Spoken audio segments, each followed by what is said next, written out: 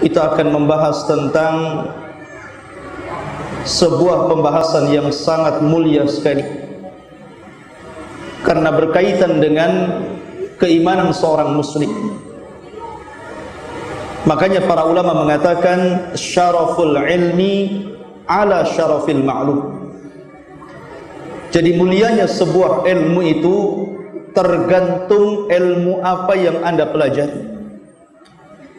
Dan tidak ada ilmu yang lebih mulia dipelajari dibandingkan ilmu akidah, keyakinan dan keimanan.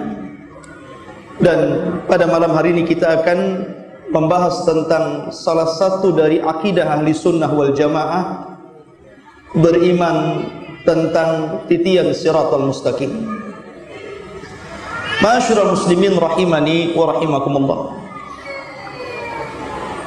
Pada minggu yang lalu sudah saya jelaskan bagaimana kondisi manusia di padang mahsyar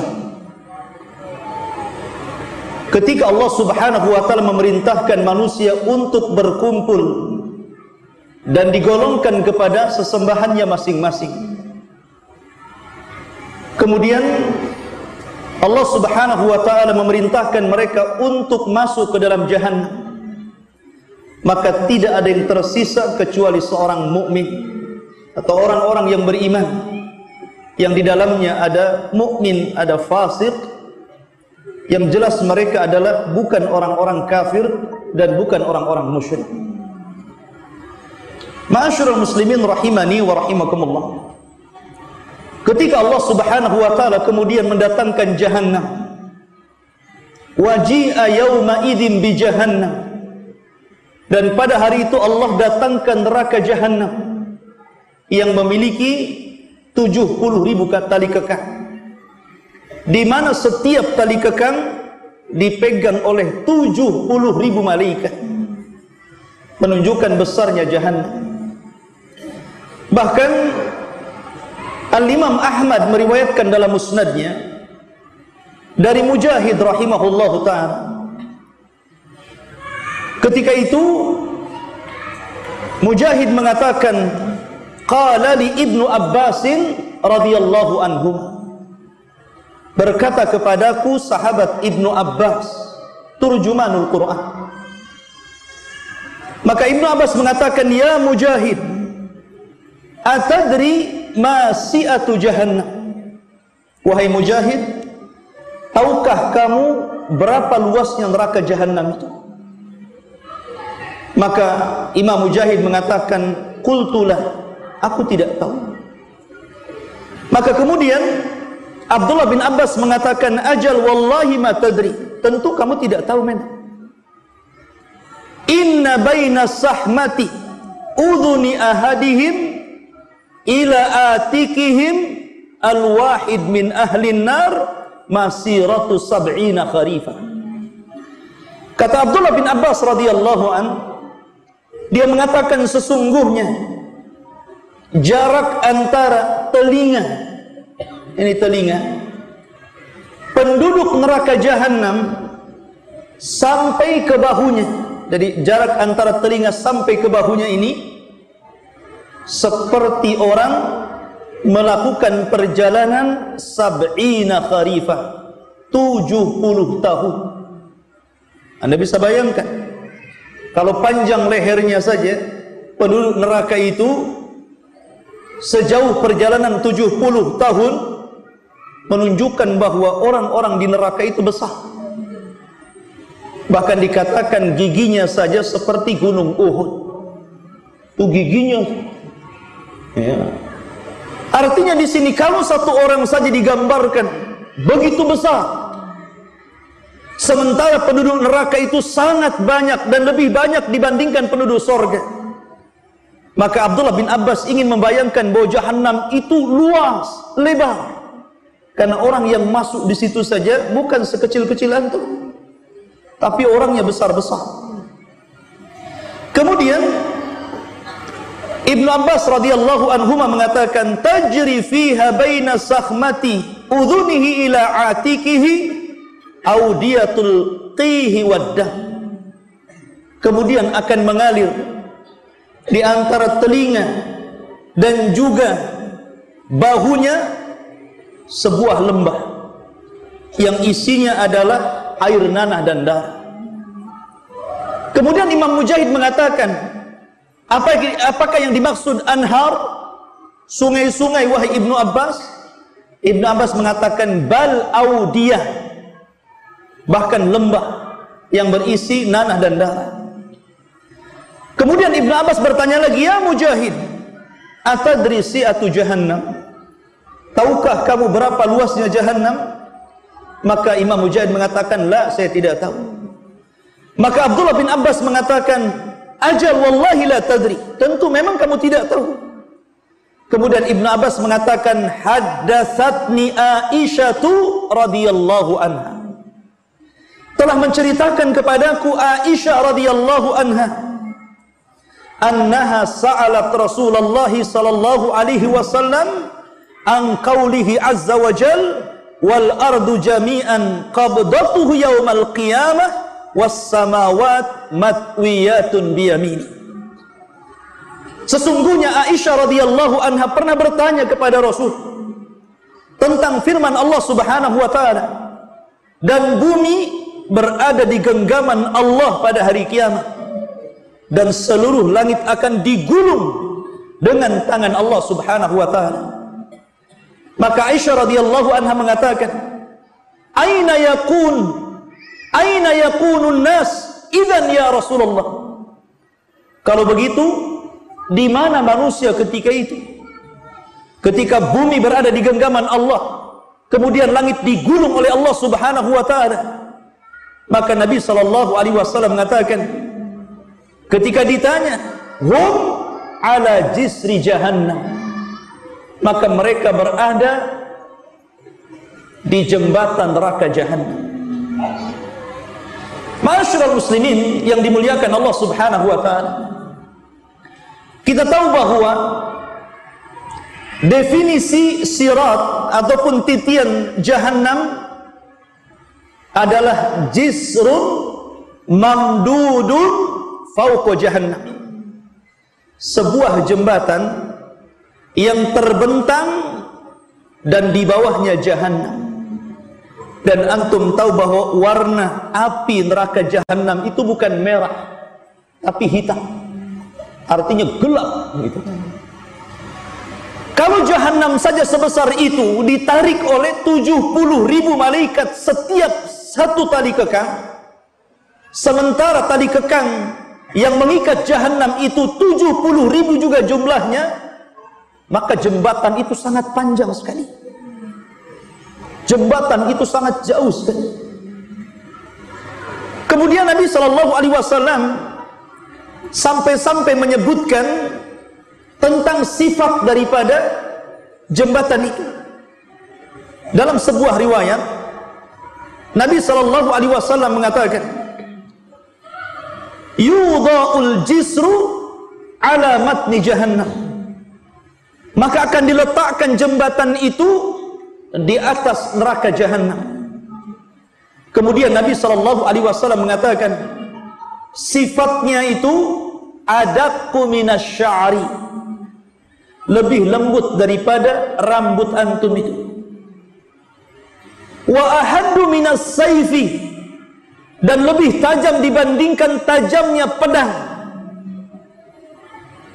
Anda bisa bayangkan sekecil apa itu jembatan yang dibentangkan Allah dari ujung jahannam ke ujung jahannam. Tapi subhanallah, dengan kuasa Allah Subhanahu wa taala manusia bisa melewati jembatan itu.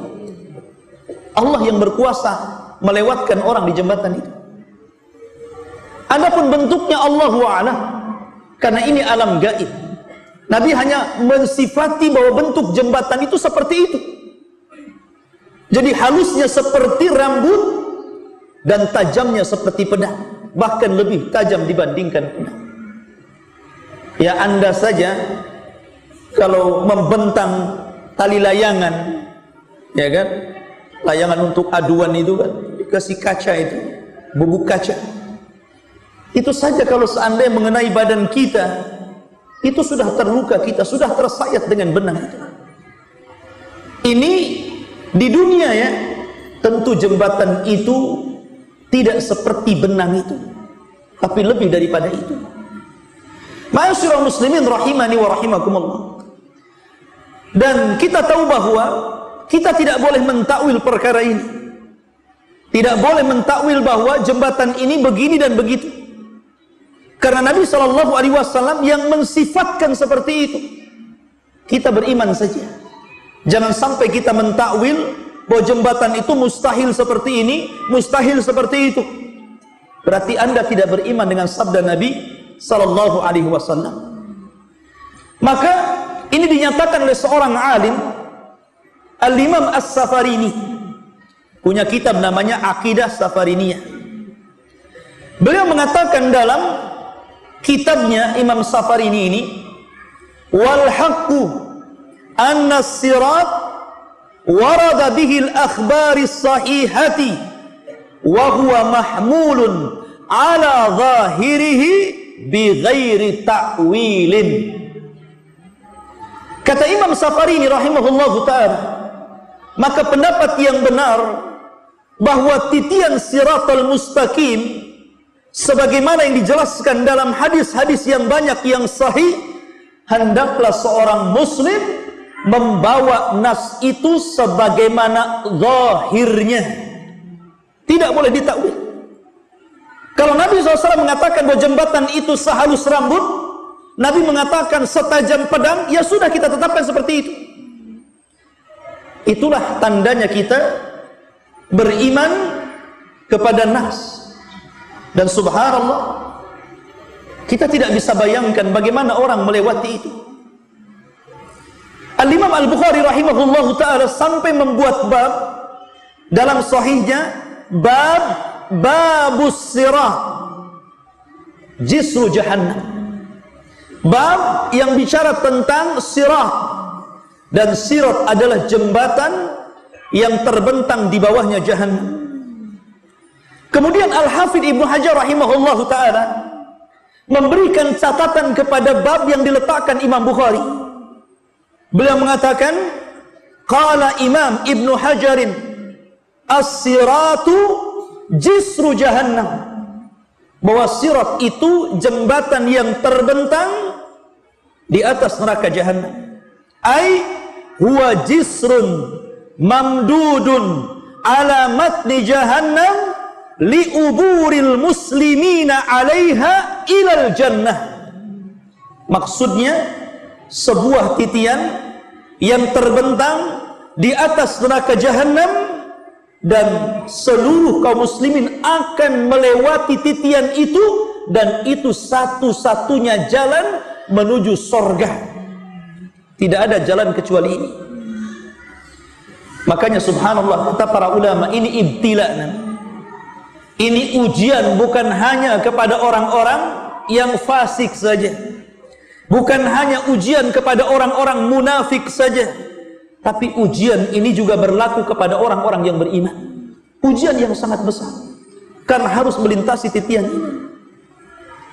Jangankan para nabi dan rasul, malaikat sampai berdoa kepada Allah, Rabbi salim salim, Allahumma Rabbi salim salim, ya Rabb, selamatkan orang-orang itu, selamatkan orang-orang itu.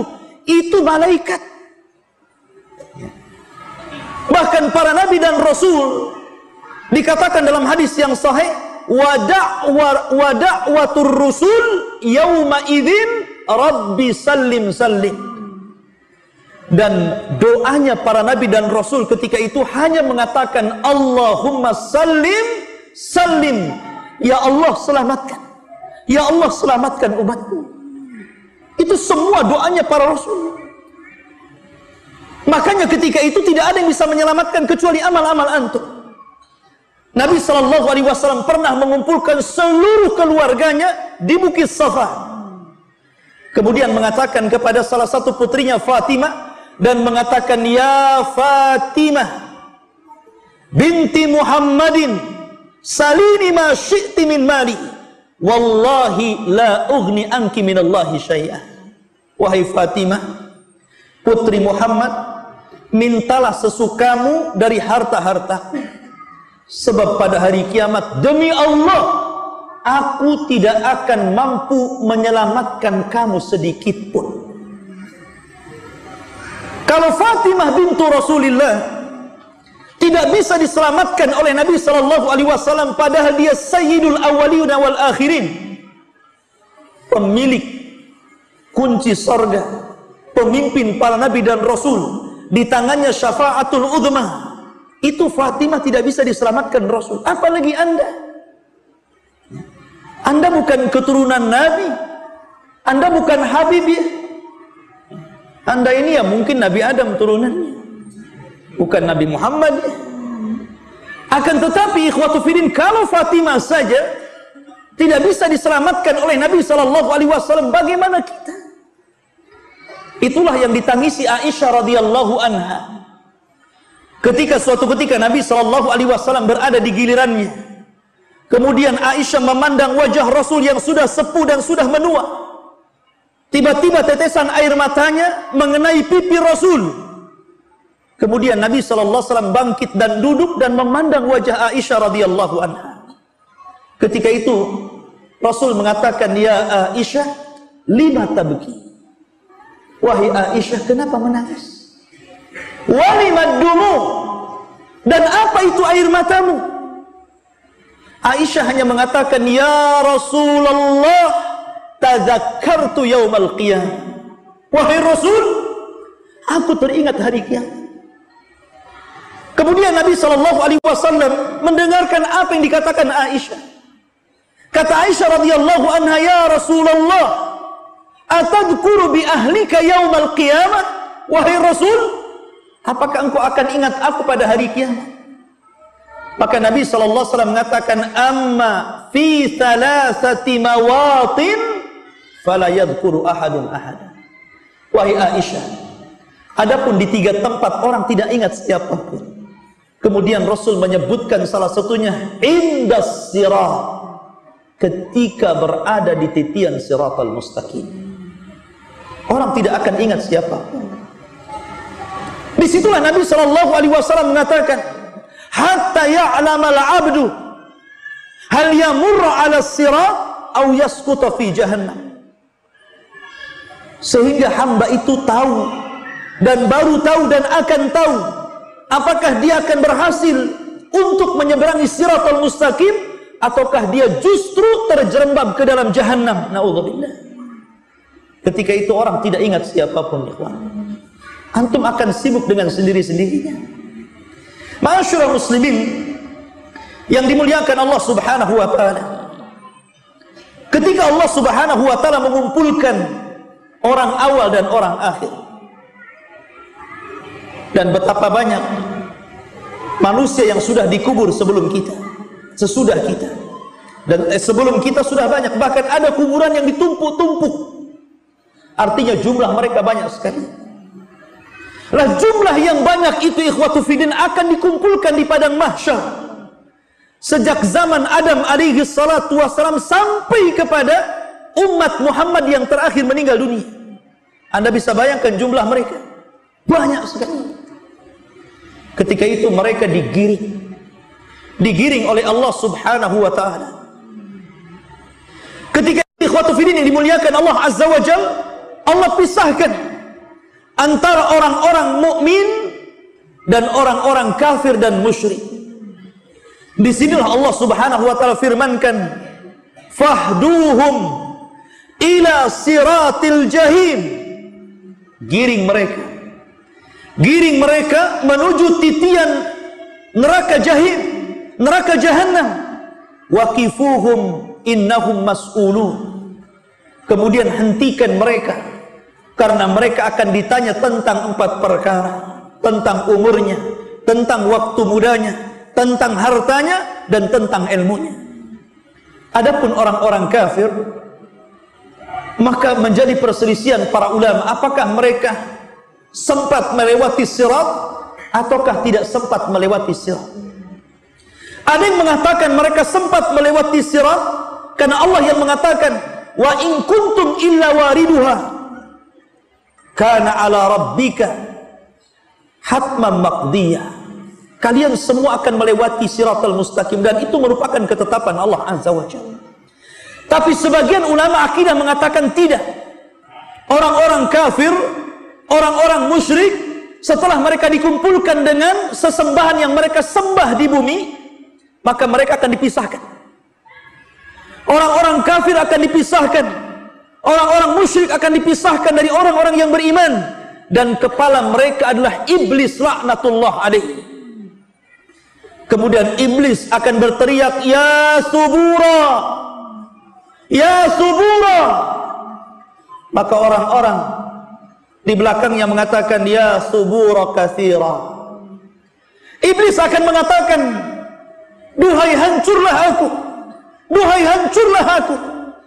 Maka orang-orang yang mengikuti iblis mengatakan di belakangnya, sungguh kita berdoa dengan kehancuran yang banyak, dengan azab yang banyak. Maka mereka digiring, kemudian mereka dilempar ke dalam jahannam.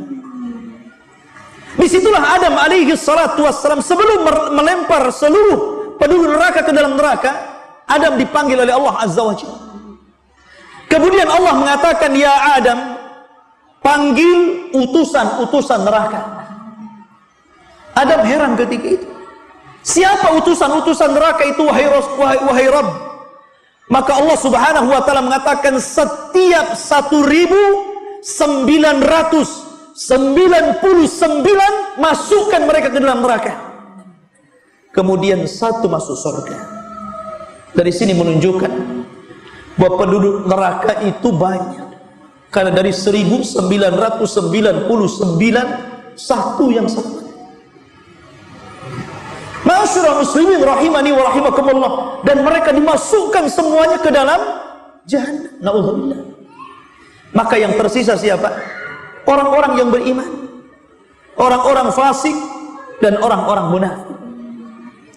Ma'asyiral muslimin yang dimuliakan Allah Subhanahu wa taala. Allah Subhanahu wa taala berfirman, "Wa in minkum illa wariduha." Sesungguhnya kalian pasti akan melewatinya. Kana ala rabbika hatman maqdiyah. Dan itu ketetapan yang pasti bagi Allah Subhanahu wa taala. Summa nunajjil ladzina taqaw wa nadharu adh-dhalimina fiha jithiya. Kemudian kami selamatkan orang-orang yang bertakwa kepada Allah, dan kami tinggalkan orang-orang zalim. Mereka dimasukkan dalam kondisi berlutut ke dalam jahannam. Na'udzubillah. Al-Imam At-Tabari menyebutkan dalam tafsirnya tentang ayat ini. Beliau mengatakan dari sahabat Abdullah bin Mas'ud radhiyallahu an, huwal jisru huwas siratu, dia adalah jembatan atau dia adalah titian di mana adaku minasya'rati. Titian itu lebih halus dibandingkan rambut antum. Wa ahaddu minas sayfi, dan lebih tajam dibandingkan pedang. Sebagaimana disebutkan dalam riwayat Bukhari dari sahabat Abu Sa'id Al-Khudri radhiyallahu anhu. Begitu juga hadis-hadis yang sahih yang lain mengatakan sama seperti itu. Artinya kecil sekali, karena lebih halus dibandingkan rambut, lebih tajam dibandingkan pedang. Bahkan dalam riwayat lebih tajam daripada Musa, daripada pisau yang tajam. Sebagaimana hadis Salman Al-Farisi radhiyallahu anhu. Disebutkan dalam sahih dari Abi Hurairah radhiyallahu an dan Abu Sa'id Al-Khudri radhiyallahu anhuma, Nabi mengatakan, perhatikan di sini, yu'ta bil jisri, akan dibentangkan di atas neraka jahanam itu satu titian, fayuj'alu baina dhahrai jahannam, kemudian akan dibentangkan di atas persis di bawahnya jahannam. Qulna ya Rasulullah, kami berkata wahai Rasulullah, wamal jisru, apa itu titian itu? Maka Nabi SAW mengatakan, madhadatun mazillatun, titian itu sangat licin. Kalau anda berjalan tanpa alas kaki, kemudian berjalan di keramik, kemudian antum siram dengan sabun, kemudian antum berjalan agak cepat, kita saja bisa terpeleset itu. Padahal itu lebar tempatnya. Bagaimana kalau ini berupa titian siratal mustaqim yang kata Nabi SAW licin dan menggelincirkan. Alaihi khatatif wal kalalib. Dan di dalam titian itu ada besi-besi pengait, kemudian kawat-kawat yang berduri. Dalam sebuah riwayat, kalalib itu akan terus mengayun, kemudian akan menerjang setiap orang yang lewat dalam titian. Saking besarnya kalalib itu, sampai-sampai disebutkan dalam asar mampu untuk menghantam dua kabilah besar, Mudar dan Rabi. Sampai dikatakan seperti itu. Jadi kalalib itu yang sangat besar itu, yang berduri, itu mampu sekali hantam, bisa mengenai dua kabilah Arab besar, kabilah Mudar dan kabilah Rabi. Bisa bayangkan dua kabilah itu banyak, besar. Sekali hantam, itu sudah orang berjatuhan. Kemudian wasakatun mafaltahatun laha syaukatun uqaifah takunu bin najdin yuqalu laha sa'dan. Dan memiliki duri yang bengkok-bengkok ujungnya, memiliki duri yang bengkok-bengkok ujungnya, dan duri itu seperti satu pohon yang ada di daratan Najd yang disebut dengan Sa'dan.